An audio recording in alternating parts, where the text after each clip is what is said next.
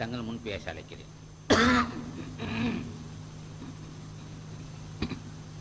கடந்த கால அனுபவத்தை அவர் சொன்னார்.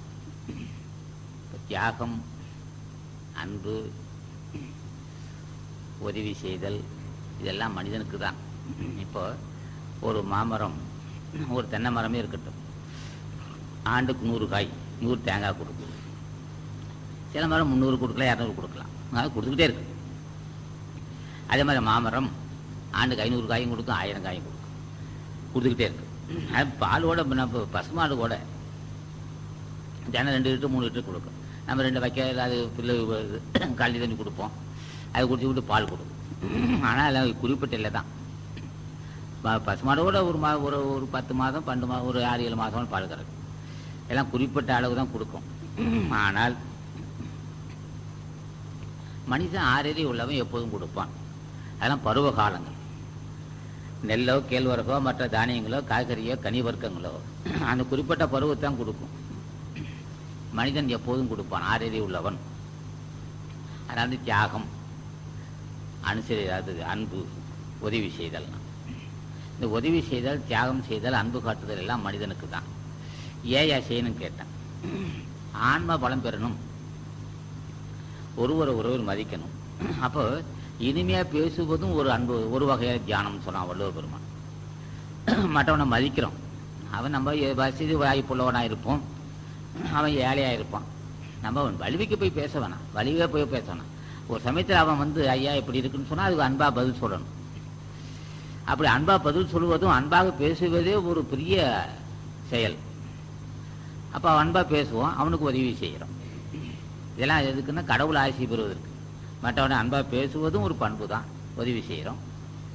நம்ம கற்ற கல்வியை மற்றவனு சொல்கிறோம், இதுவும் ஒரு வகை தியாகம் அல்லது தான தர்மம், அதுவும் தர்மத்தின் வகை தான். அப்போ விருந்த உபசரிக்கிறோம். மலேசியாவில் அது எல்லோரு இடத்துலையும் அன்பு இருக்கும். ஒருத்தருக்கு ஒருத்தர் அனுசரித்து பேசுவார்கள், விருந்து உபசரிப்பார்கள். இங்கேயும் அதே மாதிரி செய்கிறார்கள். எல்லோரும் அப்படி இல்லை. எல்லோருமே இந்த தமிழ்நாட்டில் மட்டும் விருந்து உபசரித்திருப்பது தனி தலை சிறந்த பண்பாக கருதுவாங்க. ஏன் வள்ளுவன் அதுக்குன்னு ஒரு அதிகாரமும் ஒதுக்கி இருக்கிறான். நம்ம நோய்க்கு வர விருந்தினரை அன்பு காட்டணும், நட்பை பெருக்கிக்கணும்னு நினைப்போம். இதெல்லாம் இது ஒரு தியானம். நட்பை பெருக்குவது, விருந்து உபசரிப்பது ஒரு தானம் தான். ஆக இதெல்லாம் நம்ம செய்து வைப்பது மற்றவர்கள் மகிழ்ச்சி அடையிறது. மற்றவர்கள் மகிழ்ச்சி அடைய அடைய நமக்கு சிறப்பறிவு. மற்ற உணவு கொடுத்து பசியாற்றுவிப்பதால் ஒரு மகிழ்ச்சி அடைகிறான், உடை கொடுப்பதால் மகிழ்ச்சி அடைகிறான், மருத்துவம் செஞ்சால் நம்ம ஒரு நோய் தீர்க்கிறோம் ஒருத்தனுக்கு, அது மூலமாக மகிழ்ச்சி அடைகிறான். ஏதாவது ஒரு வகையில் நம்ம கற்ற கல்வியை மற்றும் சொல்வதனாலும் மகிழ்ச்சி அடைவோம். அப்போ மகிழ்ச்சி அடைய அடைய நமக்கு அறிவு வரும். அப்போ அறிவு அந்த அந்த அன்பு செய்தல், அதான் அன்பு செய்தல்ங்கிறது எல்லாம் ஒன்று தான். அன்பு செய்தல் என்பது அனுசரித்து விட்டு கொடுக்கறது, அனுசரித்து எல்லாம் ஒன்று. அன்பு செய்வது நமக்கு நமது ஆன்மாவுக்கு ஆக்கம் தேடிக்கொள்கிறோம். ஆன்மாவுக்கு ஆக்கம் அல்லது ஆன்மா விழிப்படையுது. மற்றவெல்லாம் நம்மளை மகிழ்ச்சியாக, மற்றவர் பூராவும் நம்மளை மீது அன்பு வைத்திருக்கிறான். எல்லா உயிர்களும் ஆண்களாக இருந்தாலும் சரி, பெண்களாக இருந்தாலும் சரி, முஸ்லீமாக இருந்தாலும், இந்துவாக இருந்தாலும், எந்த மதமாக இருந்தாலும் சரி, எந்த ஜாதியாக இருந்தாலும், அவங்க நல்லவங்களாச்சே, அப்பா அவங்களாம் நல்ல காரியம் செய்கிறாங்க, அவங்க நல்லவங்க, அவர் நல்லவர் அப்படின்னு பேர் எடுத்தா அதை என்ன ஆகும்? அந்த மற்றவர்கள் மகிழ்ச்சி அடைய அடைய நமக்கு சிறப்பறிவு உண்டாகும். அந்த சிறப்பறிவு துணை கொண்டு தான் நல்ல சிறந்த அறிவு, அந்த அந்த அந்த சிறப்பறிவு துணை கொண்டு தான் கடவுள் அடைய முடியும். அப்போ அந்த மகிழ்ச்சி நமக்கு அறிவு தந்தது. இந்த அறிவு துணை கொண்டு கடவுளை அகத்தீசனை நாடுறோம். அப்போ அகத்தீசனை எப்படி நாடுவது? எப்படி நாடலாம்? பாவம் மிகுதியாச்சுன்னா நம்பிக்கை இருக்காது. இப்போ அகத்தீசனை வணங்குறான், பல பேர் நம்மை வாழ்த்துவது, பல பேர் நல்லவர்கள் நல்லவன் சொன்னால் அதன் மூலமாக நமக்கு அறிவு சிறப்பறி வரும், ஆசான் மீது நம்பிக்கை வரும். அந்த பல உயிர்கள் வாழ்த்துவதால், நம்ம மீது அளவிலா அன்பு செலுத்துவதால் நமக்கு சிறப்பறிவு, அது நம்பிக்கையை வளர்க்குது. இப்போ நம்ம அகத்தீசன் திருவடியை பற்றணும், பூஜை செய்யணுங்கிற நம்பிக்கை மேலும் மேலும் வாய்ப்பு தருது. இல்லைன்னா எல்லாரும் பாவி என்று சொன்னால், மனைவி பாவினாலும் சரி, உடன் பிறந்தவன் பாவினாலும் சரி, நண்பர்கள் சொன்ன யாராக இருந்தாலும், நண்பர்கள், மனைவி, உடன் பிறந்தவன் யாராக இருந்தாலும் பாவின்னு சொல்ல சொல்ல அறிவு மழுங்கி போகணும். அறிவு மழுங்கினால் அறிவு விளக்கம் பெறாது, அறிவு தீட்சண்யப்படாது. அப்ப அறிவு மழுங்க ஆசான் திருவடியை பற்ற முடியாது. அந்த அறிவு கெட்டு போச்சுன்னா மழுங்குதல் இருக்கு, கெடுதல். அறிவு கெடும்போது ஆசான் திருவடியை பற்ற முடியாது. ஆசான் திருவடியை பற்ற விடாது. அந்த பல பேர் பாவின்னு சொன்னான். இன்னொரு வாய்ப்பு என்னன்னு சொல்றாரு, இந்த சொல்லாலேயே சில பேர் கொள்ளுவான். மனைவி எப்போ பார்த்தாலும் குத்திக்கிட்டே இருப்பான். அது ஒரு பெரிய ஏன்னா அவன் வீட்டில் இருந்துகிட்டு இருக்கிறான். ஏன்னா ரொம்ப கொடுமை அதிகமாக செஞ்சா இன்னொரு 4 வருஷம் கழிச்சு 10 வருஷம் கழிச்சு கொடுமை அதிகமாக செய்ய அவன் என்ன செய்வா, வெளியே சொல்லாமல் குத்திக்கிட்டே இருப்பான். அவன் என்ன சொல்லுவான், சில பேர் அவன் என்ன சொல்லுவான், என்னை அடிச்சா கொண்டுடையா, அப்படி கொண்டா எனக்கு புண்ணியம் சேராது, தினமும் ஒன்று சித்திரவதை செய்யணும். அது ரொம்ப தினம் கொள்றது. மனைவி பேச்சாலேயே கொண்டுடும். ஏதாவது சந்தேகப்படுவான், அப்படியே கொண்டுகிட்டே இருப்பான். அது மூலமாக அறிவு மாசுபட்டுக்கிட்டே இருக்கு. சில உயிரை அடித்து கொண்டுடுவான், சில பேரை திட்டியே மனசை புண்படுத்தியே கொண்டுடுவான். ஆக ஒரு பக்கம் மனைவியை கொடுமை வார்த்தையாலேயே கொடுமை செய்வான், தாய் தந்தையும் செய்வான், எல்லாம் செய்வான். ஆக பேசினாலே பிற மனசை புண்படுத்திடுவான்.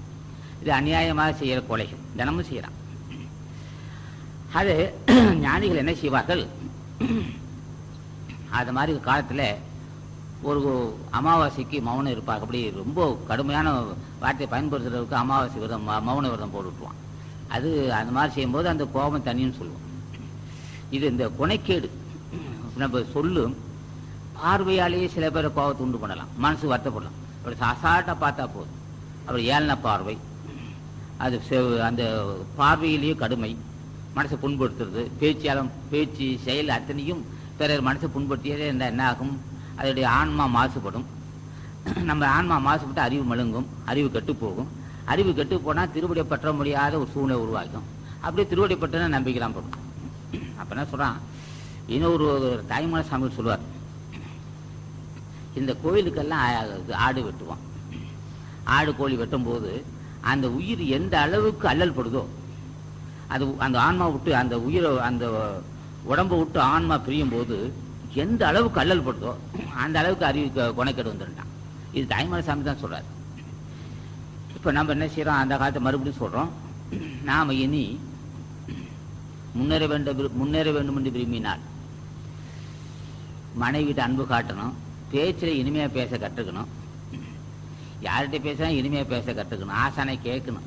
என் பேச்சு பிறரை புண்படுத்துறதப்பா என்னால் முடியலன்னு கேட்கணும். அப்போ என் பேச்சு நான் பேசும்போதெல்லாம் பிறர் புழுவா துடிக்கிறான், என்னால் அந்த மாதிரி ஒரு வார்த்தை என்னால் மாற்றி அன்பு காட்ட முடியும்னு சொல்லணும். அப்போ அந்த மாதிரி ஆசானை கேட்டால் அந்த அன்பு உணர்ச்சி வரும். இப்போ நம்ம சொல்கிறோம், நம்ம அன்பர்கள் புலாடு உண்ணுவதற்காக ஒரு கோழியோ அல்லது ஆடோ அல்லது மீனோ உயிரோடு அறுத்தால் நிச்சயம் கொனைக்கேடு வரும். என்னையா அன்றைக்கெல்லாம் பாராட்டி பேச அது சைவத்தை கடைபிடிக்கலாம், வேற வழி இல்லை.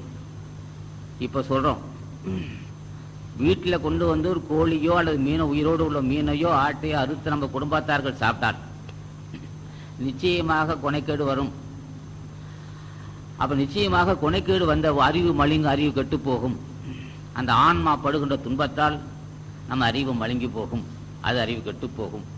கெட்டு போன பொருள் பயன்படுத்த முடியாது போல கொனைக்கேடு வரத்தான் செய்யும். கொனைக்கேடு வரும்போது மறுபடியும் திருவடியை பற்ற முடியாது. அவர்களும் புண்ணியவான்கள், ஞானிகள். புண்ணியவானா இருப்பதனாலே நாம புண்ணியத்தை தேடிக்கணும். என்னைய புண்ணியம்னு சொன்னா, எந்த அளவுக்கு உயிர்வதை செய்யாதையா அவதையா, சரி அப்படி புலால் ஒண்ணுகின்ற பழக்கம் இருக்குன்னா சரி ஏதோ கடையில் சாப்பிட்டு போ, எந்த அளவுக்கு போய் மார்க்கெட்டை மீன் வாங்குறான், எல்லாம் உயிர் மீனா இருக்கும், நீ அவனால் அது சாப்பிடுவ, அது கொண்டாந்து அறுப்போம், உயிரோட இருக்க மீன் தான் சாப்பிட நினைப்பா, அறுப்பான், பாவம் வந்து சேர்ந்துக்கையா. ஜென்மத்தை கடை தேற்றவர்கள் இது வேற வழி இல்லை. இப்போ இன்னைக்கு தான் இறங்கி பேசுகிறோம். வேண்டாம், நிச்சயமாக வேண்டாம். கடவுளடைய விரும்பினால் இந்த கொள்கையை கடைபிடித்து ஆக வேண்டும். இதனால் ஒரு நாம் புலால் உண்ணுவது பழக்கத்தில் இருந்தாலும் சரி. இப்போ நம்ம சொல்கிறோம், இப்போ சாப்பிடுனா கடையை எடுத்து சாப்பிட்டுக்க, நீ வீட்டில் கொண்டாந்து அதை துடிக்க அறுத்துறாரு, அறுத்தால் குணக்கேடு வரும், கடவுளடைய தடைப்பட்டு போகும். ஆக இதெல்லாம் இப்போ சொல்றது உண்ணாமை உள்ளது உயிர்நிலை. ஊனுன்னா அண்ணாத்தல் செய்யாத அலறுன்ட்டார் வள்ளுவர் பெருமான். தன் ஊன் பெருக்கற்கு தான் பிரிதும் உண்பான் எங்கனம் ஆளும் அருள். தான் உடம்பை வளர்ப்பதற்காக இன்னொரு உயிரை அறுத்து அந்த உடம்பை சாப்பிட்டால் எப்படி அருளாட்சி செய்யும், அருள் நம்ம எப்படி ஆட்கொள்ளணும்னு சொல்லிடுவோம். அதெல்லாம் இருந்தாலும் காலப்போக்கில் இப்போ நான் சொல்கிறோம், இப்போ நாமெல்லாம் சைவர்கள் அல்ல, அசைவர்கள் தான். சரியா, நம்ம இப்படி இருக்குதே என்னன்னு சொல்லுவோம், வேறு வழியே இல்லை. நீ எப்போதெல்லாம் புலால் உண்ணுகின்றாயோ, எப்போதெல்லாம் மாமிசம் சாப்பிடுகிறாயோ, அப்போதெல்லாம் ஆசானை கேட்டு இந்த பழக்கத்திலிருந்து அடியேன் விடுபட வேணும் என்று கேட்டுக்கொள். அப்போ ஆசான் அதுக்கு அருள் செய்வார். நீ அருள் செய், அது ஆசானை கேட்க கேட்க கேட்க சுத்த செய்வத்துக்கு தான் செய்வம் வரும். அப்போதான் ஒரு உயிரை கொண்டு உண்ணுவது நல்லதல்ல எண்ணுகின்ற எண்ணம் வரும். அதை கடைபிடிக்க வேண்டும், வேற வழி இல்லை. ஆன்மீகவாதிகள் கடை. ஆக இதெல்லாம் ஆசான் ஆசி இல்லாமல் முடியாது. நம்ம சொல்லலாம், ஆசான் ஆசி இருக்க வேண்டும், இருந்து கடைபிடித்தா நல்லது, விரைவாக போகலாம். இல்லைன்றால் ஒரு பக்கம் இது தடைப்பட்டு நின்றுவிடும், போகிற பாதைக்கு தடையாக இருக்கும். நமக்கு அசைவ உணவு, இப்போ இந்த சைவ உணவு, இந்த நம்ம தான் காய்கறிகள் நிறைய கிடைக்கும், முயற்சிக்கலாம். கடவுளாசியில் தினம் கேட்டு வந்தால் நடக்கும். ஆக அது ஒரு கொள்கை. நட்பை பெருக்கணும், அன்பு காட்டணும். ஒரு பக்கம் உயிரை கொண்டு உண்ண மாட்டேன் என்ற விரதத்தை கடைபிடிக்க வேண்டும். மற்றொரு பக்கம் நாம் ஏதோ நாட்டு மக்கள் செய்ய வேண்டும், எந்த வகையாவது உதவி செய்ய வேண்டும். சரி, இப்போ ஏழை அந்த மலேசியாவில் போன்ற நாட்டில் வறுமை இல்லாத நாடு என்ன செய்யன்னு கேட்டேன். எங்கெல்லாம் வாய்ப்பு இருக்கோ அங்கே செய்ய வேண்டியதுதான்.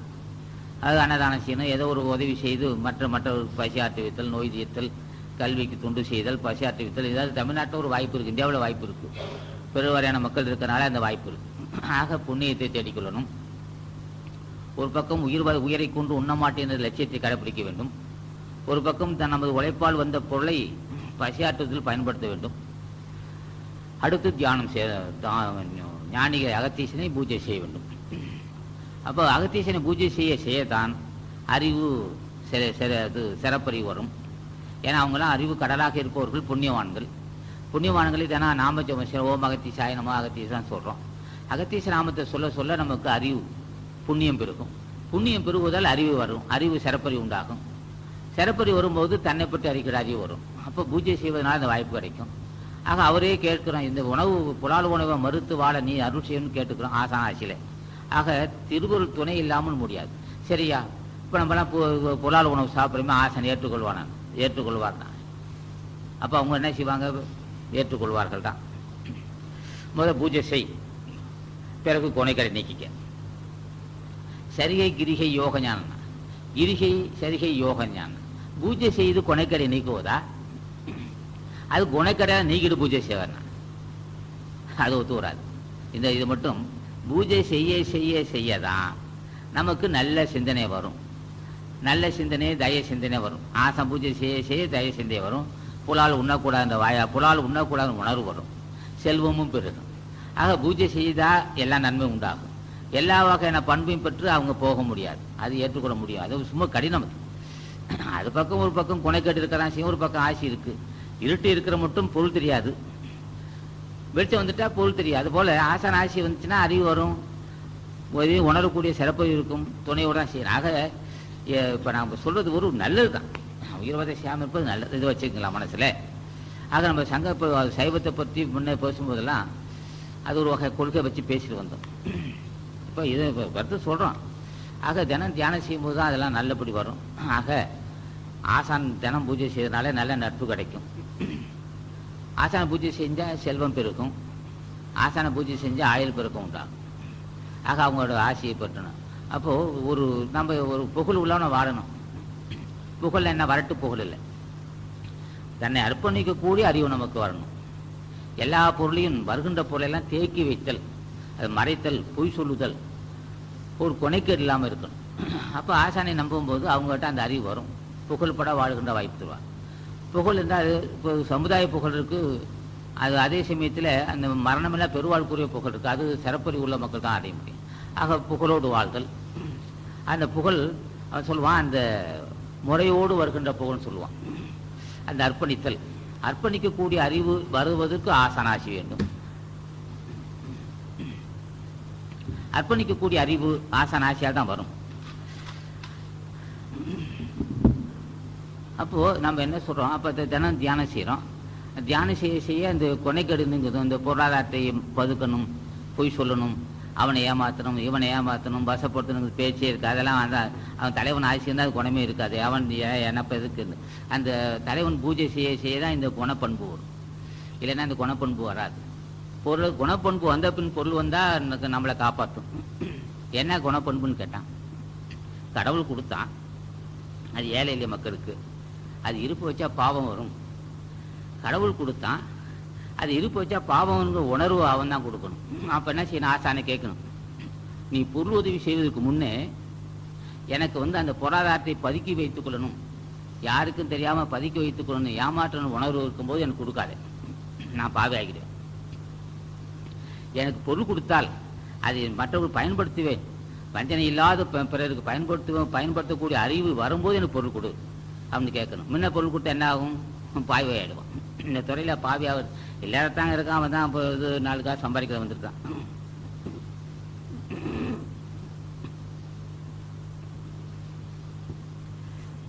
எல்லாத்தான் அவனுக்கு மனை மக்கள் இருக்கு. இவர்கள் முன்னேறி வேணும். இப்போ இந்த துறையில் பண்பர்கள் முன்னேறணும்.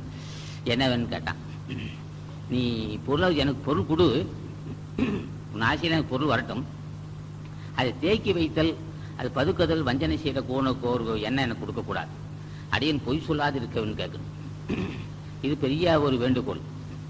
பொருளாதாரத்தை வைத்து பதுக்கிக் கொள்ளணும், அதை நம்ம பிற்காலத்தை நினைக்கக்கூடிய அறிவு எனக்கு வரக்கூடாது, பொய் சொல்லக்கூடாது. இதெல்லாம் ஆசானை கேட்கணும். ஆசானை கேட்கும்போது அவங்க அது ஒருத்தன் பாவியாகிறதுக்கு காரணமே இந்த பொருளாதாரம் தான். அதான் அவனை மடையனாக்கும், நரகத்தை தெளியும். பொருள் சேர்க்க அறிவு, பொருள் சேர்க்குன்னு நினைவு வந்தாலே சரி, அறிவு வேலை செய்யாது. அந்த அறிவு மடிஞ்சிச்சுன்னா மறுபடி போய் சொல்லுவான். பசி வாய்ப்புள்ள மக்கட்ட தேனூலுக பேசுவான், வசப்படுத்துவான், பொருளாதாரத்தை வச்சிருப்பான். மறுபடியும் அறிவு மழுங்கும். மறுபடியும் அறிவு மழுங்கி அறிவு கெட்டு போய் ஒன்றுமே இல்லாமல் அவனுடைய செயல்பாடு புறம் பொய்யா போயிடும். அது மாதிரி நமக்கு வரக்கூடாது. அப்போ ஆசான வாசி இருந்தால் தான் அந்த மாதிரி ஒரு பண்பு வரும் நமக்கு. ஆக நம்ம செயல்பாட்டில் பொய் இல்லாமலும் வஞ்சனை இல்லாமலும் பொருளாதாரத்தை பதுக்குறது என்ன எண்ணம் இல்லாமல் இருக்குன்னு சொன்னால் ஆசான ஆசி இருக்கணும். இதெல்லாம் ஆசான ஆசி இருந்தால் இல்லைன்னா முடியாது. ஆக இந்த துறை மாசுபடுறதுக்கு காரணம் இந்த பலகீனம் இருக்கும். அவன் என்ன செய்கிறான்? ஆரம்பத்திலேயே நமக்கு பிறகு இப்போ இந்த துறை எப்படி மாசுபடுதுன்னு கேட்டால், நமக்கு பிறகு வயதாகுது, நமக்கு பிறகு 4 காசு வேணும். அப்போ நம்ம என்ன செய்யணும்? நம்ம பேங்கில் போட்டு வச்சுக்கணும். அப்போ பேங்கில் போட்டு வச்சுட்டோம்னா பிறகு யார் தேவையில்லாமல் நம்ம நல்லபடி இருக்கலாம்னு நினச்சோம். இப்போ சனியம் பிடிக்க போகுதுன்னு அர்த்தம். நம்ம சொல்லுவோம் வேணாம்ப்பா, ஏன்னா ஆசை இதனால் வரணும் உன்னை காப்பாற்றினாலே. இப்போ 50 வயசு 55 60 வயசுன்னு காப்பாற்றிருக்கான், 30 வயசுன்னு காப்பாற்றிருக்கிறான், மேலும் உன்னை நிச்சயம் காப்பாற்றும். அதுக்காக இந்த பொருளாதாரத்தை நீ ஏமாற்றாதே அப்படின்னு ஒரு உணர்வு தரணும். அப்போ என்ன செய்யணும்? இப்போ இவனை பூஜை செய்தால்தான் இந்த பண்பு வரும், அந்த உணர்வுகள் வரணும். ஆக இதெல்லாம் நாங்கள் அடிக்கடி சொல்லியிருக்கிறோம், தொடர்ந்து பேசிட்டு வரோம். ஆக மனிதனை மடையனாக்குவது இந்த பேராசை தான். அடுத்தது காமதேகம். மிக்க காமதேகம் உள்ளவர்கள் வஞ்சனை இருக்கும். என்ன காரணம்னா வேறு வழி இல்லை. அதை படைக்கும் போதே அப்படி அமைச்சிருக்கிறான். அஞ்சுவதோறும் அரணை, ஒருவனை வஞ்சிப்பதோறும் ஆவான். அஞ்சுவது அறம், வஞ்சிப்பது ஆவான்னு சொல்லுவோம். ஆக அடுத்து இவனை பாலகீனப்படுத்துவது ஒன்று பொருள்பற்று, அடுத்து மிக்க காமதேகம். இது எப்படியா வெல்லுவதுன்னா சின்ன விஷயம் இல்லப்பா. நீ பொருள்பட்டு இல்லாமல் இருக்கலாம், அது ஒரு பயிற்சி கொடுக்கலாம். காசை தொட மாட்டேன், அது ஒரு பயிற்சி. அது தூக்கி அதோட ஒரு பக்குவமான பயிற்சி கொடுத்தோம்னா காசு தொட மாட்டான். இவனே இருக்குதாப்பா, உடம்பு பூராவும் அணுவா. நீ ஒரு அணுவை உடம்புல இருந்து எடுத்தீங்கன்னா அதில் அந்த அணுவுக்குள்ள அந்த அணுவு பூராவும் காமமாக இருக்கும். இப்பேற்பட்ட ஒரு கொடுமையை நம்மளுக்கு வச்சிருக்கிறான். அது கொடுமை இல்லை, அதுதான் உமி. நமக்கு மிக்க காமதேகமாக இருப்பது அது எல்லாம் வல்ல இயற்கை அப்படிதான் வச்சிருக்கிறான். இந்த காமதேகத்துக்குள்ளதான் ஒரு சூட்சும தேகம் இருக்கு. இது நீங்க உள்ள ஜோதி வரும். ஆக நெல் உமி இல்லை என்றால் அரிசி முளைக்காது. அரிசி அதனால என்ன செய்ய, அது ஒரு பெரிய மருமங்க, அது ஒரு பெரிய ராஜதந்திரம், அது ஒரு பெரிய ஒரு கடல். அது எப்படி வெல்லுவது? பொருளாதாரத்தை மயங்கலாம். இது எப்படியா வர்றதுன்னா வேற வழியே இல்லை. இதை மனைவி விட்டாலும் முடியாது, ஊரை விட்டு ஓடினாலும் ஆளுகளாக சுற்றினாலும் முடியாது. இவ எங்கே சுற்றினாலும் உன்னை விட்டாது. நீ தண்ணியிலே இருந்தாலும் சரி, ஊரை விட்டு ஓடினாலும் சரி, குளிர்ச்சியான தண்ணீர் இருந்தாலும் அந்த வெப்பம் உனக்கு ஓட்டு வாட்டிக்கிட்டு இருக்கு. ஒரு மனிதனை பலகீனப்படுத்துவது பொருள்பற்று, இந்த மிக்க காமதேகம். அதே சமயத்தில் உணவு வந்து கடினமான உணவு, புலால உணவு அதிகமாக சாப்பிட்டா இன்னும் வெறிய வரும். ஏன் ஞானிகள்லாம் புலால மறுத்தன்னு கேட்டான். புலால் மறுக்குன்னு சொன்னான். முன்னமே அறுசுவை சாப்பிடும்போது, காய்கறி உணவு சாப்பிடும் போதே, பால் பழங்கள் காய்கறி சாப்பிடும் போதே இவ்வளவு கடினம் இருக்குதப்பா, நீ மறுபடியும் புலால் உணவு சாப்பிட்டா நீ என்ன எங்க போய் நிற்கும்? மேலும் வெறி பிடிச்ச உடம்பாயிடும். மிக்க வெறி உள்ளது, மிக்க காமதேகம் உள்ளவர்கள் திருவடியை பற்ற முடியாது. அதுக்காக சைவத்தை கடைப்பிடிக்க சொல்றான். சரியா, இதெல்லாம் எவ்வளவு இருந்தது, ரொம்ப மிக்க கடினம் தான். அப்ப என்ன செய்யலாம்? பட்டினி கிடக்க முடியுமா? முடியாது. அப்போ அசைவத்தை சைவ உணவை கடைபிடித்து திருவடியை தினம் பற்ற செய்து அவன் காமத்தை வென்றவன்.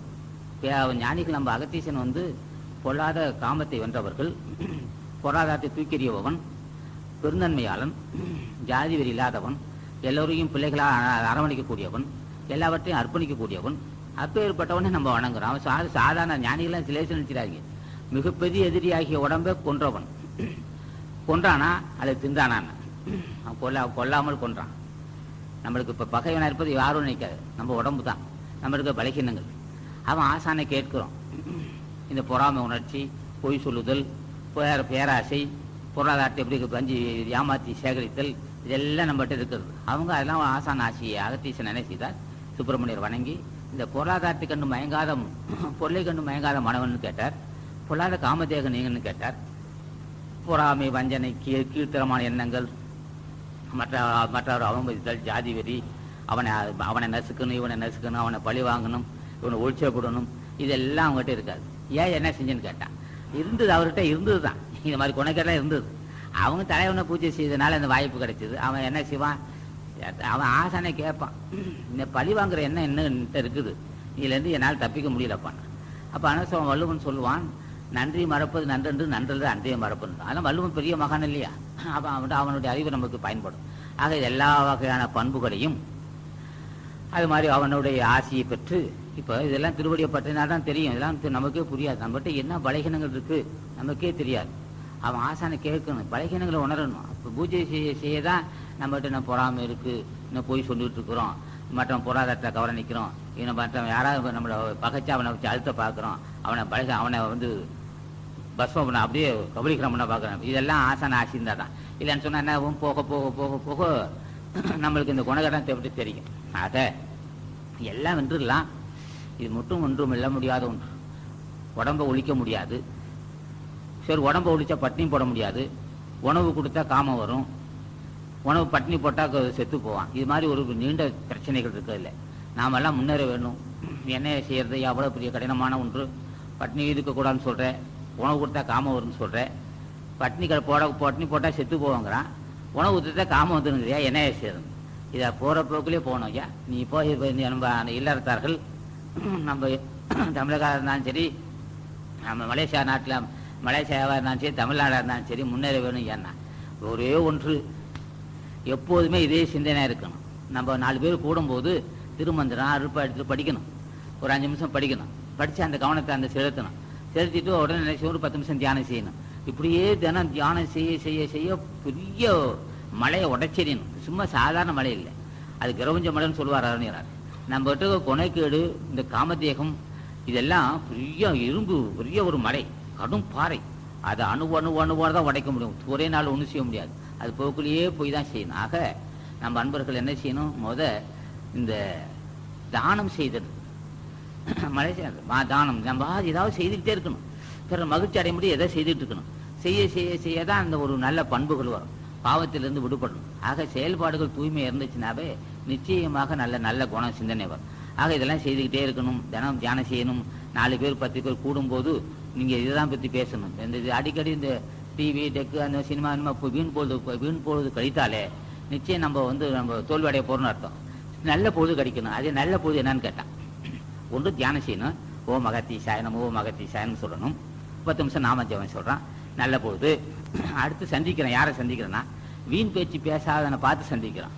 அவன் என்ன பேசுகிறான்? வரும்போதே என்ன சேர்ந்து, நேற்று திருமந்திரம் படித்தேன், அது நல்லா இருந்துச்சு, அருப்பா படித்தோம், தாய்மான சாமியில் படித்தோம், திருவாசகம் படித்தோம், இப்படி பேசுகிற கூட்டமாக இருக்கணும். அப்போ அது நல்ல பொழுது. வீண் ஆரவார அரட்டைகள், தேவையில்லாத பேசுவது, தேவையில்லாத காட்சிகள், தேவையில்லாத பிரச்சனைகளை பேசுகிறவர்கள், அவரை பார்க்கும்போதே நல்ல நேரம் நல்ல பொழுது இல்லைன்னு அர்த்தம். ஆக சான்றோர்கள் பழகணும், சாது சங்க கூட்டத்தோடு இருக்கணும், தினம் தியானம் செய்யணும். இப்படியே செய்தால் எது இந்த பெரிய கரடுமுடான பாறை, மிகப்பெரிய மலை எல்லாம் வெறும் கருங்கல்லாம் இருக்குது, அதை உடைச்சி எடுத்தாகணும். அதை உடைச்சி எடுக்கணும்னா இந்த நாமஜபம் செய்யணும். இப்படி சரி தொடர்ந்து காலையிலேருந்து மாலை வரும் நாமஜபம் செய்யறதா உருப்படவே உருப்படாது. 10 நிமிஷம் மேலே பூஜை செய்யக்கூடாது. 10 நிமிஷம் பூஜை செய்யறவன் நிச்சயமா அவன் தோல்வியடைய போறான்னு அர்த்தம். இந்த 10 நிமிஷமும் ஆசானை கேட்கணும். இன்னும் உருகிய நாள் தியானம் செய்ய முடியலை, என்ன காரணமும் தெரியல. நீங்கள்லாம் அவர் சொல்வார் ராமலிங்கசாமி, நினைந்து நினைந்து உணர்ந்து உணர்ந்து நெகிழ்ந்து நெகிழ்ந்து அன்பே நிறைந்து நிறைந்து ஊற்றிலும் கண்ணீராதனால் உடம்பும் நனைந்து நனைந்துனார். அவன்லாம் நெஞ்ச கனகளும் நெகிழ்ந்துருக்கினார் அருணகினார். அவன்லாம் அப்படியெல்லாம் உருகி நினைக்கும் போதே கண்ணு இருந்தது, தண்ணி தாராதாரே ஊத்துதியா. நான் 5-10 வருஷம் பூஜை செய்கிறேன், என்ன பாவ சுமை மிகுதியா இருக்கு, உருக மாட்டுது உள்ளம். அது சான்றோர் தொடர்பு இல்லை. பாவ சுமை மிகுதியா இருந்தால் உள்ளம் உருகாது, புண்ணியவான்கள் தொடர்பு இருந்தால் தான் உள்ளம் உருகும். ஆகவே அவர்கிட்ட கேட்கணும், உருகி தியானம் செய்ய என்னால் முடியலையா, 10 ஆண்டுகள் உன்னை திருவிடைப்பட்டிருக்கிறேன், இன்னும் உன்னை நினைக்கும் போது எனக்கு கண்ட தண்ணி வரல, மனம் உருக மாட்டேங்குது, நீ தான் அருள் செய்யணும் கேட்கணும். அப்போ ஆசானை கேட்கணும், நான் உருகி தியானம் செய்யணும், நீ அருள் செய்யணும். நான் பொருளாதாரத்தை விரும்பக்கூடாது, நீ அருள் செய்யணும். நான் பொறாமப்படக்கூடாது, நீ அருள் செய்யணும். மிக்க காம தேகத்தை உடைத்திருந்து நீ அருள் செய்யணும். அடியின் பெருந்தகையாளனாக பெருந்தன்மை உள்ளவனாக இருக்கணும், அருள் செய்யணும். என்னை நாட்டுக்கு அர்ப்பணம் செய்யணும், நீ அருள் செய்யணும். கேட்டுக்கிட்டே இருக்கணும். இதை தவிர வேற எதுவும் கேட்கக்கூடாது. மற்றதெல்லாம் யோக நெறி, ஆன்மா பற்றியது போறதெல்லாம் அப்புறம். எப்போது கடைசி எல்லைக்கு வந்தால் தான் தெரியும் ஆன்மா இப்படி மாசுபட்டிருக்கு. அந்த ஆன்மாவை அவங்க தான் உடைச்செறிவான். அப்போ என்ன சொல்றாரு திருமலை தேவர் சொல்லும்போது கூட, அந்த சிறை மனம் நீக்கி அந்த ஆன்மா சிறைப்பட்டு கிடக்கும். அவர் அது ஐ உணர்வு எதுன்னு சொல்லுவார். அந்த ஐம்புலனை பற்றி சொல்லும்போது சிறைமடை நீக்கின்னு சொல்லுவார். அது சொல்லும்போது ஒரு பாடலோடு இருக்கும், இறையடி தாழ்ந்து ஐ வணக்கம் ஏதி குறையது கூறி குணம் கொண்டு போற்ற சிறை உடல் நீ எற காட்டினான். சிறை ஆன்மா சிறைப்பட்டு கிடக்கு. என்னையா அவ்வளோ கஷ்டம், எப்படியா அது உடைச்செறியலாமா, சமைத்து எடுத்து அடிக்கலாமாண்ணா, வர முடியாது தம்பினா. என்னையா சிறைப்பட்டிருக்கிற ஆன்மா சிறைப்பட்டிருக்கு, சிறையுடல் நீ எற காட்டி சிவத்தோடு அறிவுக்கு அறிவு போன்னு சன்மாரிக்கவனா. நம்ம உடம்பு இப்போ ஆன்மா, இந்த உடம்பு எப்படி இருக்குன்னா மிகப்பெரிய பார்த்த மெல்ல தொட்டா நோசம் இருக்கும், இப்படி மெதுவாக இருக்கும். ஆனால் இரும்பை உடைச்சிடலாம் ஐயா. இரும்பு ஒரு கடினமான இரும்புக்குள்ள ஒரு பொருள் இருக்குயா, ஒரு சிறை இருக்கு. அந்த சிறை இந்த அளவுக்கு ஒரு 2 அடி 4 அடிக்கு இரும்பு சுவர் இருக்கு. அதுக்கு ஒரு மாற்று கண்டுபிடித்து அந்த 4 அடி சுவருக்குள்ள இருக்கிற ஒரு பொருளை, ஒரு சிறைப்பட்டிருக்கிற பொருளை உடைச்செஞ்சிடலாம். ஆனால் இவ்வளவு மிருதுவான உடம்பு தான், ஆனா இதுக்குள்ள ஒரு ஆன்மா இருக்கு. அவன் சிறை உடல் நீயரை காட்டினான். அந்த ஆன்மா இந்த மிருதுவான ஒரு சின்ன ஊசி குத்தம் உள்ள போயிடும் உடம்பு. 4 அடி இரும்பு சோறுக்குள்ள இருக்கிற ஒரு பொருளை, சிறைப்பட்டு கிடக்கிற பொருளை ஒரு நவீன முறையை கொண்டு உடைச்செறியலாம் ஐயா. இந்த உடம்புக்குள்ள இருக்கிற இந்த உடம்பு என்று சொல்லப்பட்ட சிறைக்குள்ள ஆன்மா இருக்கு. சிறையுடல் நீயரை காட்டி அந்த ஆன்மா சிறைப்பட்டு கிடக்கு, அதை நீக்கணும். சிறையுடல் நீயரை காட்டி, நாம் காட்டி ஆசை நமக்கு காட்டணும். சிறையுடல் நீயரை காட்டி சிவத்தோடு அறிவுக்கு அறிவிப்போன்னு சன்மை, அறிவுக்கு உணர்த்துவான். அப்போ இந்த உடம்பு தன்மை என்ன, உயிர் எப்படி இருக்கு, இந்த உயிருக்கு ஏன் மாசு வந்தது, அந்த உடம்பு எப்படி இருந்தா ஒவ்வொரு அணுவான் துண்டாக வெட்டினாலும் சரி. இப்போ ஒரு துண்டு வெட்டினோம்னா அதில் 1 கோடி அணுக்கள் இருக்கும். ஒரு துண்டு ஒரு இந்த இதில் 1 கோடி அணுக்கள் இருக்கு.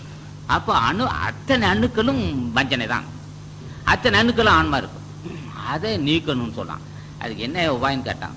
ஒரே வழி, எனக்கு தெரியாதப்பா, நீ சிறையுடல் நீ இற காட்டுன்னு சொன்னேன். அப்போ ஆன்மா சிறைப்பட்டு கிடக்கு, உயிரைக்கு சரி ஆன்மா சிறைப்பட்டு கிடக்கு, பட்னி போட்டா செத்து போகும். அப்போ அந்த ஆன்மா அந்த உடம்புக்குள்ள இருக்கிற ஆன்மா உடம்பு பட்னி போட்டா செத்து போகும். உடம்பை வளர்த்தா ஆன்மா மாசு நீங்காது. ஆன்மா மாசு நீங்கணும்னா ஆன்மா மாசு நீங்கணும், அது ஆன்மா சிறையை விடைந்து விடுபட வேண்டும். அதுக்கு என்ன உபாயன்னு கேட்டான். ஒன்றே ஒன்று, ஆசான் கிருபையால் மூச்சு காற்று புருமத்தை ஒடுங்கினால் அன்றி நிச்சயம் ஆன்மா சிறையப்பட்டு நீங்காது. அதுதான் அவங்க கடைசி நேரம் வச்சிருக்கிறான். அவன் கேட்குறான், இவனுக்கு மூச்சு காற்று போய் புருமத்தை ஒடுங்கிறதுக்கு என்ன யோக்கியதை இருக்குன்னு கேட்பான். அவன் யோக்கியதை இருக்குதையா, என்ன யோக்கியதைன்னா ஞானிகளை தெய்வமாக கடவுளாக வணங்கினான் ஐயா. தினம் தியானம் செய்தான், தினம் உருகி தியானம் செய்தான். ஒரு பேச்சும் எந்த ஒரு செயலாக இருந்தாலும் அதில் வஞ்சனை இருக்காது, பொய் பேச மாட்டான், ஏமாற்ற மாட்டான், தன்னுடைய நிலையிலிருந்து மாறுபட மாட்டான். அவன் தினம் தியானம் செஞ்சுருக்கிறான். அவனுக்கு இந்த வாய்ப்பை கொடுக்கலாம். இப்போ நம்ம பேசிக்கிட்டு இருக்கிறோம். அதை இப்போ நீங்கள் என்ன இருக்கீங்க, இப்போ சிறை உடல் நீங்கணும். உடம்புக்குள்ளே இருக்கிற ஆன்மா, அந்த ஆன்மா மாசு நீங்குதானே. ஆன்மா இப்போ உடம்பு மாசு நீங்கணும். உடல் மாசு எப்போ நீங்கும்? உள்ளே கனல் தோண்டணும், மூளை கனல் தோண்டணும். மூளை கனல் தோன்றதுக்கு என்ன செய்யணும்? ஆசி இருக்கணும். ஆசி இருந்தால் தான் வாசி வசப்படும். வாசி வசப்பட்டால் தான் முள்ளே கனல் தோன்றும். கனல் தோன்ற அசுத்த தேகம் நீங்கும். அசுத்த தேகம் மஞ்சள் உள்ள தேகம் நீங்கும். நீங்கிற உடனேயே ஆன்மா சிறையப்பட்டது நீங்கும். ஆனால் சிறை உடல் நீங்கிற. அப்போ ஆன்மா சிறை நீங்குது, உடல் சிறை நீங்குது. உடல் மும்மலம் என்று சொல்லப்பட்ட களிம்பு அசுத்த தேகம்.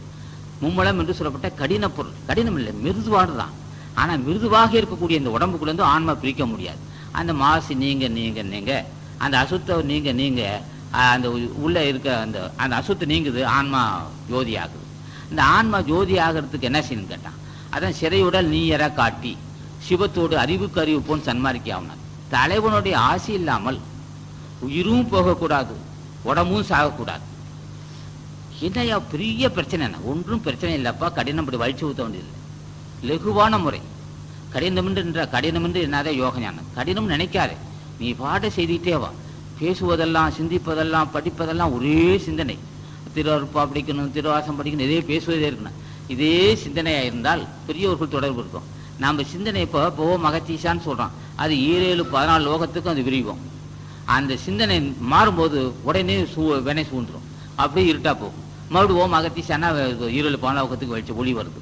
இது மறுபடியும் சொல்லிக்கிட்டே இருக்கணும். சொல்ல சொல்ல சொல்ல சொல்ல நேரடி பார்வை கிடைக்குது. நேரடியாக நம்ம பார்க்கலாம். நாசம் பார்க்க பார்க்க பார்க்க பார்க்க அந்த பசுமரத்தாணி போல் அதெல்லாம் நீங்குது. இதுதான் இதுக்கு உபாயம். இதுக்கு 6 மாதம் 1 வருஷம் நினைக்காது, ஏமாந்து போக வேணாம். யாரும் தடையில்லை. ஒரே சிந்தனை, எப்போ பார்த்தாலும் இதே சிந்தனை. அதான் சொல்லுவான் வள்ளுவ பெருமான், இந்த வீழ்நாள் போடாமல் நன்றாட்டின்னா வள்ளுவன் சொல்லுவான். வீழ்நாள் போகக்கூடாது. இப்போ 3 நாட்கள் ஆச்சு. நேற்று பேசினேன், இன்னைக்கு பேச, நேற்று ஒரு முறையாக பேசியிருக்கோம், இன்றைக்கு ஒரு முறையாக பேசியிருக்கோம். ஆனால் இன்று பேசுவது ரொம்ப நுட்பமான வார்த்தை. உயிரும் போகக்கூடாது, உடம்பும் சாகக்கூடாது. என்னையா மருமண்ணா? அதுதான்ப்பா மருமம். இது தமிழன் தான் கண்டுபிடிச்சான். ஆதி தலைவன் ஞானப்பண்டி தான் அறிந்து கொண்டாண்டாங்க. உயிரும் போகக்கூடாது, உடம்பும் சாகக்கூடாது. உயிரும் போகக்கூடாது, உடம்பு சாகக்கூடாதுன்னு என்ன முறைன்னா சேர்க்க கற்றுக்கொள்ள வேண்டும். யாரு? ஆசான் நம்ம நெருங்கி வர வேண்டும். பக்தி செலுத்த செலுத்த செலுத்த செலுத்த நம்ம நெருங்குகிறான். நெருங்க நெருங்க நெருங்க நெருங்க வினை தீருது. வினை தீர தீர தீர சிறப்பறி வருது. சிறப்பறி வர வர தன்னை பற்றி அறிவோம். தன்னை பற்றி அறிந்தால் போதுமா முயற்சி ஈடுபடுவான். அப்போ தன்னை பற்றி அறியாதவன் முயற்சி ஈடுபட முடியாது. தன்னை பற்றி அறியணும், நம்மகிட்ட பழைக்கணுங்க தெரியணும். ஆக அன்பர் என்ன சின்ன சிறையுடல் நீ எற காட்டி நம்மை தொடர்ந்து வஞ்சிக்கக்கூடிய இயற்கை, ஆறா இயற்கை அவானிப்பின் அன்னிலேயே பேரா இயற்கை தரணும். வள்ளுவர் சொன்னான், எந்த இயற்கையை நீ ஆன்மாவும் இயற்கை, உடம்பும் இயற்கை. அதான் ஆறா இயற்கை அவானிப்பின்னா என்றுமே நிரம்பாத ஒன்று. அவன் எத்தனை முறை பெண்ணோடு உறவு கொண்டாலும் சரி, அது எத்தனை முறை ஆணோடு ஒரு பெண் உறவு கொண்டாலும் சரி, நீங்கவே நீங்காது. அதை போட்டு வாட்டி வதைச்சு கொண்டு விடுவனே. அதான் ஆறா இயற்கை அவானிப்பின் அன்னிலேயே பேரா இயற்கை தரணும். எந்த இயற்கை நமக்கு விரோதமாக இந்த உடம்பு நமக்கு வஞ்சனையாக கொடுமைக்கு செய்யக்கூடிய உடம்பாக இருக்கோ, அதே உடம்பு நமக்கு சாதமாக வேண்டும். அதுக்கு என்ன செய்யணும்? சாது சங்க தொடர்பு. ஆக இப்படி எல்லாம் ஒரு பக்தி இருக்கு. நாம லட்சியம், ஒரே லட்சியம். இப்போ தானம் செய்கிறோம். மலேசிய மக்கள் ஒவ்வொரு வாரமும் ஆண்களும் பெண்களுமாக வசூல் செய்து அனுப்புகிறார்கள். நல்ல உழைப்பு. நம்மால் முடியலை. நம்மால் இது 5-10 வெள்ளி தான் தர முடியுது. இதை போகிறோம், புண்ணியவான்கிட்ட போகிறோம், கேட்குறோம். அவன் 5 வெள்ளி 4 வெள்ளியை கொடுக்குறான். அதை கொண்டாந்து இங்கே ஏழையிலேயே கூட சாப்பிட்றாங்க, எல்லாம் செய்கிறோம். அது ஒரு வகை புண்ணியம் தான். அதே சமயத்தில் வண்டியில் போகும்போதோட, காடியில் போகும்போதோட அங்கே எதை பேசுனா வேறு எதுவும் பேசக்கூடாது. ஒரே நாமச்சவம் வண்டியில் போகும்போதே ஓ மகத்தீசாய் நம்ம ஓ மகத்தீசான்னு சொல்லிட்டு போகணும். மெல்லிய குரலில் வண்டிக்குள்ளே சொல்லணும். வீண் பேச்சு அங்கே அந்த வண்டிலையும் இருக்கக்கூடாது. ஆண்களாக இருந்தாலும் சரி, பெண்களாக இருந்தாலும் சரி, அதையும் பயன்படுத்திக்கலாம். அந்த பூஜையும் ஆசான் ஏற்றுக்கிறான். அங்கே போய் சொல்லும்போதோட அங்கே வேறு பேச்சு பேசாமல் அகத்தீசான்னு போகணும். அந்த வண்டியில் பேசும்போதோட இதான் பேசணும். ஆக இப்படியே ஒவ்வொரு நாளும் செய்துக்கிட்டு இருக்கணும். ஒரு பக்கம் அன்னதானம் செய்யறதுக்கு உதவி செய்கிறோம், ஒரு பக்கம் தியானம் செய்யலாம். வீட்டில் இருக்கும்போது நடுஜாமத்தோட 5 நிமிஷம் உட்காந்து தியானம் செய்யலாம். எப்போ பார்த்தாலும் நாமஜபம் செய்யறதுக்கிட்டே இருக்க ஆசான் தொடர்பு இருக்குது. ஆசான் தொடர்பு. அவன் காமதேகத்தை வென்றவன், நம்ம காமதேகத்தை இருக்கிறோம். அவன் மரணமெல்லாம் பெருவாள் பெற்றிருக்கிறான், நம்ம அந்த வாய்ப்பை பெறணும். இதெல்லாம் நம்ம இப்போ சொல்கிறது என் அனுபவத்தை சொல்லிட்டு இருக்கிறோம். எப்போது பார்த்தாலும் இதே பேசணுங்கும் போது ரொம்ப சரி ஆரம்பத்தில் ரசிக்காது, சுவை இருக்காது. அப்போ அவர் நினைக்கும் அந்த அந்த அந்த நினைக்கும் நெஞ்சம் நிற்கும்பார் ராமலிங்க சாமி. அந்த அளவுக்கு அவர் நெருக்கத்தை நம்ம வச்சுக்கிட்டோம்னா நிச்சயமாக வெற்றி பெறலாம். ஆரம்பத்தில் கொஞ்சம் கஷ்டமாக இருக்கும், சில தடைகள் இருக்க தான் செய்யும். முன்ன போய்கிட்டே இருக்க வேண்டியதான், வேறு வழி இல்லை. தமிழக மக்களாக இருந்தாலும் சரி, மலேசிய மக்களாக இருந்தாலும் சரி, உலகத்தவர் யாராக இருந்தாலும் சரி, பக்தியை தவிர பக்தி செலுத்தினால்தான் இதை வெல்ல முடியும். ஆறா இயற்கை அவானிப்பின் அல்ல பேரா இயற்கை தரணும். எந்த இயற்கை நமக்கு விரோதியாக இருக்கோ அதை நட்பாக்கி கொள்ளுதல். ஆக நட்பாக்கி கொண்டவன்லாம் ஞானிகள், பகையை வெல்ல முடியாதெல்லாம் அஞ்ஞானிகள். ஆக இதெல்லாம் கடைபிடிக்கணும்னு சொல்லி நண்பர்கள் இப்போ பேசுனது உங்களுக்கு ரொம்ப வளவளன்னு பேசுகிற மாதிரி இருக்கும், வேறு வழி இல்லை. அதே நுட்பமான வார்த்தை பேசியிருக்கேன். இப்போ நுட்பமான வார்த்தை, ரொம்ப லகுவான வார்த்தை, ரொம்ப கடினமில்லாத முறையே சொல்லியிருக்கிறேன். ஆக அன்பர்கள் எந்த அளவுக்கு அர்ப்பணித்த, எந்த அளவுக்கு பிற உயிர்களுக்கு நமக்கு நன்மை செய்கிறோமோ அந்த அளவுக்கு நமக்கு நன்மை நடக்கும். எந்த அளவுக்கு இப்போ அவரவர்கள் கூட்டு வழிபாடு செய்யலாம், தனித்தும் தியானம் செய்யலாம். ஒரு 5 நிமிஷம் தனித்தும் தியானம் செய்யலாம். வெறி கொள்ளக்கூடாது. உடனே கடவுளாடைய நினச்சிங்கன்னா நிச்சயம் ஏமாந்து போவீங்க, அவ்வளோ கடினமான துறை. ஆகவே நீங்களெல்லாம் அன்பர்கள் தினம் இதெல்லாம் செய்து ஆசான் ஆசி பெற்றுக்கூடன்னு சொல்லி இந்த நேரம் வரையிலும் உங்களுக்கு சொல்லியிருக்கிறோம். தலைவனுடைய பெருமையெல்லாம் பேசியிருக்கிறோம். தலைவன் யாருன்னு சொல்லியிருக்கிறோம். அகத்தீசன் தான் முதுபெரும் தலைவன் சொல்லியிருக்கோம். எல்லாம் ஒன்று தான். ஏன்னா அகத்தியமா ரிஷி நமாவென்று. ஆக அவருடைய ஆசியை பெற்றுக்கூடணும். நீங்கள் ஞானிகளை வணங்கி ஞானியாவோம்னு சொல்லி மேலும் மேலும் ஆசான் ஆசி பெற்று அறிவு தெளிவடைந்தால், அறிவு இப்போ நாங்கள் ஞானிகள்லாம் சும்மா சாதாரண நினைக்க கடல் போன்ற அறிவுள்ள மக்கள் அவங்களாம். அவங்ககிட்ட இருக்கிற அறிவுக்கு எல்லையே இல்லை. இப்போ நான் சொன்னது உங்களுக்கு அடுக்கு தான் சொல்லியிருக்கிறேன். பெரிய கடல். இப்போ எங்கள் ஊரில் நான் சுருக்கமாக சொல்கிறேன். இப்போ எங்கிட்ட இருக்கிற அந்த கல்வி, நாங்கள் அறிந்த உண்மை கல்வி இருக்குல்லவா, கடல். நான் இப்போ சொல்கிறது கடுகு தான் வெளியே சொல்லியிருக்கோம். அப்போ எவ்வளோ இருக்கணும்? சரி, எப்படி ஏன் சொல்லக்கூடாதுன்னா, நீ என்ன சொன்னாலும் புரியாது. அந்த நல்வினை மிகுதி ஆக ஆக தான் புரியும். ஆகவே நீங்கள் எல்லாம் ஆசானை தினம் பூஜை செய்து இந்த சங்கம் மேற்கொள்ளும் அறப்பணிகளுக்கு நீங்கள் தொண்டு செய்யணும். இப்போ தொண்டு செய்கிறீங்க, தமிழக அன்பர்களும் மலேசிய அன்பர்களும் தொண்டு செய்கிறீங்க. இப்போ இந்த தொண்டு செய்யும் போது இப்போ தினம் 100 திருமணம் செஞ்சால் நேற்று 106, அதுக்கு முன்னே 99. ஆக 305 திருமணம் செய்யிருக்கோம். அந்த 305 ஏழைகளுக்கு ஒரு வாய்ப்பு கிடைக்குது. அதை 1-2 தவறு இருக்கலாம், அது பெரிய விஷயம், அதை ஒன்றும் செய்ய முடியாது. இப்போ நம்ம இப்போ உணவு பொருள் பரிமாறுறோம், ஒரு பிள்ளை தூக்கி வெளியில் போடுது, அதுக்காக நம்ம என்ன செய்ய முடியுமா? ஆக அது 1-2 இருக்கலாம். ஆக 305 திருமணம் செய்யிருக்கோம். நாளைக்கு சாப்பாடு போட போகிறோம், நாளைக்கு மாலையில் ஒரு நிகழ்ச்சி இருக்குது. அது ஒரு மனசுக்கு ஆறுதல் தரதான். ஆக நித்தம் நீங்கள் அனுப்புகிற பொருள் பஞ்சாபராரிகளுக்கு ஒரு பக்கம் ஏழைகள் சாப்பாடு போடுறோம், ஒரு பக்கம் கம்மஞ்சோறு நீர்மோர் தரோம், ஒரு பக்கம் தண்ணி தரோம், ஏழை பக்கம் திருமணம் செய்து வைக்கிறோம். நம்ம லட்சியம் ஒன்று இருக்குது, மருத்துவம் ஒன்று செய்யணும், மருத்துவமனை ஒன்று செய்யணும்.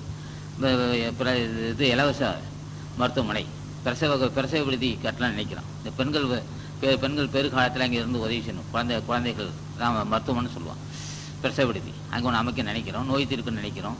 மக்களுக்கு இந்த தத்துவம் போய் சேர நினைக்கிறோம். இப்போ இன்றைக்கி மக்கள் வந்தாங்க, அகத்திய சன்மார்க்க சங்கம்னு சொல்கிறான். அப்போ என்ன சொல்லுவான், அன்பர்களுக்கு பாண்டியன் தான் பேசுவார். எங்களுக்கு ஆசான் கடவுள் அவதாரம் செய்யணும், என்ன யாருன்னு அந்த மாதிரி பேசுவது நம்ம சார் இவருக்கு கடவுளாக இருக்குது, அவர் சொன்னால் நியாயம் இருக்கும், அது அப்போ அதை பின்பற்ற நினைக்கிறதுக்காக தான் இப்போ வந்து பேசுகிறத தவிர வேறும் இல்லை. ஆக இப்போ இன்றைக்கி என்ன செய்கிறோம், மழை போடுறாங்க, கொண்டு போகிறாங்க, கொடி ஏற்றுறாங்க, மேலே பூ கொட்டுது, எல்லாம் பார்க்குறான். ஓஹோ, இவங்களாம் பெரியவங்களாக கடவுளாக இருக்குன்னு சொன்னால் நம்புவான். அந்த நம்புறதுக்கு தான். இப்போ அவனை நம்ப வைக்கிறது பொருளாதாரத்துக்கு இல்லை. ஐயோ, நம்ம வாய்ப்பு இருக்குது, மக்கள் அடையக்கூடிய அந்த பேரின்பத்தை அடையணுங்கிறது தான் செஞ்சுட்டு இருக்கோம். ஆகவே நம்ம கொள்கையும் கோட்பாடுகளும் வஞ்சனையற்றது, தெளிவானது, பொய்யில்லாதது, புனிதமானது, பகுத்தறிவுள்ளது, மூடத்தனம் அல்ல. ஆக சிறந்த கொள்கையை கடைபிடிச்சிக்கிறோம். சிறந்த கொள்கை நாட்டு மக்கள் சொல்லணும். நம்ம சங்கம் தான் வருங்காலத்தை தான் பதிவிடணும். நேற்றே சொன்னோம், நம்ம சங்கம் தான் உலகத்தை ஆள போகிறோம். ஏன் அவ்வளோ வல்லமன் நம்மளை ஆளுறான், ஆசான் ஆள போகிறான். ஏன்னா இன்றைக்கி சமுதாயத்தில் மனித வர்க்கத்தால் சாதிக்க முடியாத ஒன்றை ஆசான் ஞானிகள் செய்வான், நம்ம அன்பர்களும் செய்ய போகிறாங்க. நம்ம அன்பர்களுக்கு ஆசி தந்து இப்போ புண்ணியத்தை செய்கிறோம். அன்பர்களுக்கு ஆசி தந்து உலக மாற்றத்தை தாங்கக்கூடிய இடம் நம்ம அகத்திய சன்மார்க்க சங்கம். தொண்டர்களெல்லாம் புனிதமானவர்கள், உயர்ந்தவர்கள். இப்போ சாதாரண மனுஷனாக இருப்பார்கள். ஆசான் புஜன மகரிஷியோ அருணகிரிநாதனோ அருள் தந்தால் ஆற்றல் புரிஞ்சிய மக்களாக மாறிடுவாங்க. அவ்வளோ அளவுக்கு வரப்போகுது, காலம் வரப்போகுது. அவங்களாம் இந்த நாட்டுக்கு செய்ய வேண்டிய கடமையை செய்ய போகிறாங்க. அவர்களுக்கு ஆசி உண்டு, உங்களுக்கும் ஆசி உண்டு. நீங்களும் இந்த சங்கத்துக்கு பொருள் செய்தும் தொண்டு செய்தும் உங்களுக்கு மலேசியாவும் மாற்றம் வரப்போகுது. அது எங்களுக்கு தெரியும். அது என்ன இப்போ கூட இப்போ சொல்லக்கூடாது அது, ஏன்னா இந்த நாட்டு மக்களுக்கு அங்கேயும் உலகமே மாறும்போதும் எல்லாம் என்ன அப்புறம் பண்ண சுருக்கமாக சொல்லணும், உலகமே மாற்றம் அடைய போகுது. ஆக என்னடா இப்படி பேச நினைக்காதீங்க, நாங்கள் சொன்னால் தப்பாது. அதுக்கு ஒரு நாங்கள் வந்து அவ்வளவுக்கோ வார்த்தை விட மாட்டோம், நாங்கள் சொன்னால் தப்பாது. அந்த அளவுக்கு ஞானிக ராசி உள்ளவன் நான். ஆகவே நீங்களும் முன்னேற வேண்டும். அப்போ ஆசானை கேட்டு புண்ணிய பலத்தை பெற்றுக்கொள்ள வேண்டும். புண்ணிய பலம் அருள் பலம் உள்ள மக்களுக்கு தான் வாய்ப்பு தருவாங்க. நீங்களும் புண்ணியம் செய்திருக்கீங்க, அருள் செய்வது அருள் பலமும் புண்ணிய பலமும் உங்களுக்கு இருக்குன்னு சொல்லி இந்த சங்கம் மேற்கொள்ளுகின்ற காரியங்களுக்கு அறப்பணிகளுக்கு நீங்கள் தொண்டு செய்தால் நிச்சயமாக ஆசான் ஞான பண்டிதன் ஆசியும், உஜ்ஜன மகரிஷி ஆசியும், அருணகிரிநாதன் ஆசியும், அகத்தீசன் ஆசியும், திருமூல தேவன் ஆசியும் கிடைக்கும். இப்போ ஒவ்வொரு நாளும் நீங்கள் வளர்ந்துக்கிட்டே வர்றீங்க, தெளிவான அறிவு பெற்றிருக்கீங்க, மேலும் தெளிவான அறிவு பெறப்போறீங்க. முடிவு இனி பிறக்க மாட்டேன், நான் பிறக்க வேண்டிய அவசியம் இல்லை சொல்லுவான். சில பேர் வந்து நான் பிறக்க மாட்டோமா, எங்களுக்கு தெரியும் நீ ஏடா விரும்புகிற, நீயா விரும்பி பிறந்த, நீ விரும்பி பிறப்பதும் இல்லை, நீ விரும்பி சாவதும் இல்லை. ஞானிகள் சொல்லுவான், வாசி வசப்பட்டவன் நான் இனி சாக மாட்டேன் அப்படிமா. அந்த சாவாமை ஒன்று இருக்கு, மரணமில்லா பெருவாடு ஒன்று இருக்கு, அது அது கடல் போன்று இருக்கு, அது நீங்களும் அடையணும், நானும் அடையணும். அந்த வாய்ப்பு எனக்கு கிடைத்திருக்கு. வாசி வசப்பட்டவன் நான், புற உடம்பு வீழ்ச்சி அடைஞ்சிருச்சு, அக உடம்பு தான், அக உடம்பு ஆக்கம் வருது, இந்த வாய்ப்பு பெற்றவன். அதனால தான் இந்த ரகசியத்தை சொல்கிறேன். வாசி வசப்படாமல் ஒருவனுக்கு அந்த வாய்ப்பே கிடைக்காது. வாசி வசப்படுவதற்கு ஆசி பெற வேண்டும். ஆசான் அகத்தீசன் ஆசி இல்லாமல் வாசி வசப்படாது. முடிவு நம்ம நோக்கம் உடால் மறுத்தல், தன்னை அர்ப்பணித்தல், பந்தபாசத்தை அகப்படாதிருத்தல், நாட்டை பெருக்குதல், தன்னையை நாட்டுக்கு அர்ப்பணித்தல். நோக்கம் இனி பிறக்காத இருக்கக்கூடிய அந்த மரணமில்லா பெருவாழ்வுக்கு நம்ம போகணும்னு சொல்லி இது நேரம் வரலாம் அமைதியாக இருந்து இந்த கருத்தை கேட்ட உங்கள் திருவடியை வணங்கி முடிக்கிறேன். வணக்கம்.